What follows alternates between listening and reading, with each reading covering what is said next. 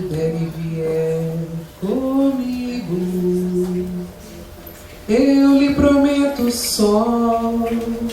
Se hoje o sol sair ou a chuva, se a chuva cair, se você vier até onde a gente chegar, numa praça na beira do mar, pedaço de qualquer lugar, nesse dia branco, se branco ele for, esse canto, esse tanto de amor, se você quiser e vier pro que der e vier comigo, se você vier pro que der e vier comigo, eu lhe prometo sol.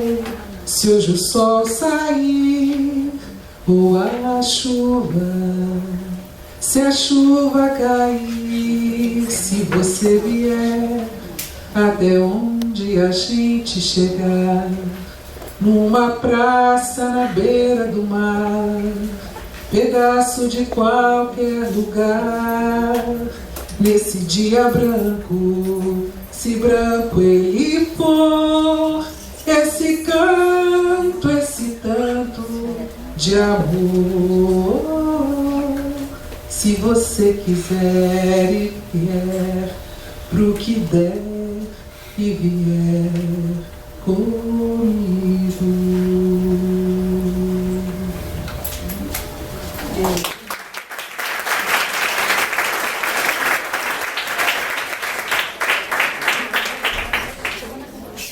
Então, muito boa noite para todos. Depois que nós fomos introduzidos no mundo da beleza, agora vem o mundo da feiura. Vou iniciar, porque a grande originalidade minha é que eu começo pelo começo e termino pelo fim. Foi a única originalidade que consegui na minha vida. Começar com a introdução e acabar com uma conclusão. Mas para facilitar uma outra pessoa, e para todos nós, vou fazer uma rápida repetição, porque isso nos ajuda a gravar, sobretudo porque é uma reflexão um pouco abstrata, ou melhor, mais que abstrata, teórica, e às vezes são conceitos que nos escapam facilmente. Nós encontramos frente ou em face de dois polos, ou dois extremos, ou uma culpabilização muito grande, ou uma banalização do mal. São os dois extremos perigosos e, eu diria, perversos. A culpabilização foi muito forte no Ocidente. Existe um livro muito interessante, grande, só a gente leu por uns pedaços, na parede toda, que é muito grande, de um historiador francês, inclusive esteve aqui em Belo Horizonte já mais de uma vez, Jean Delumeau, convidado pela Universidade Federal de Minas Gerais. É um dos grandes católicos, poucos historiadores católicos, mas muito aberto. Ele escreveu um livro, O Medo no Ocidente. E trabalhou mostrando que o Ocidente usou muito o medo para domar as mentes.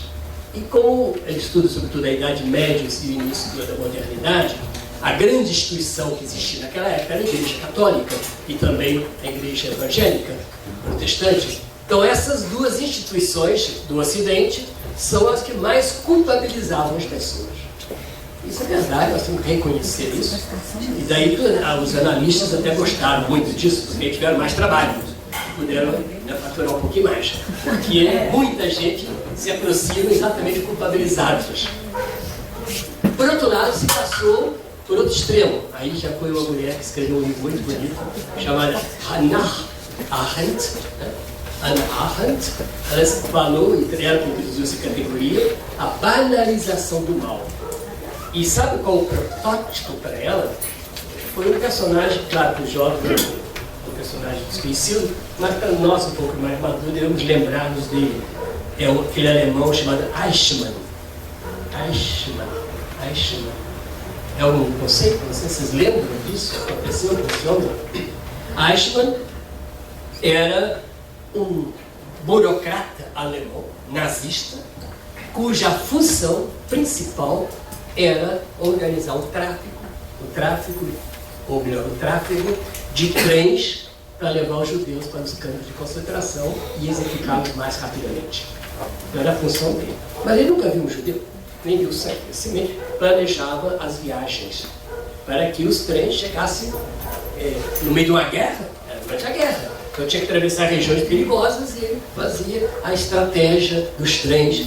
E até o final, quando a Alemanha estava quase ocupada, ainda os trens levavam os judeus para serem mortos nos campos de concentração das câmaras de gás. E esse homem, depois da guerra, sumiu. Então não conseguiram prendê-lo. Aí foi para a Argentina. E lá ficou muitos anos. E a polícia secreta de Israel, que dizem das melhores do mundo, foi atrás dele.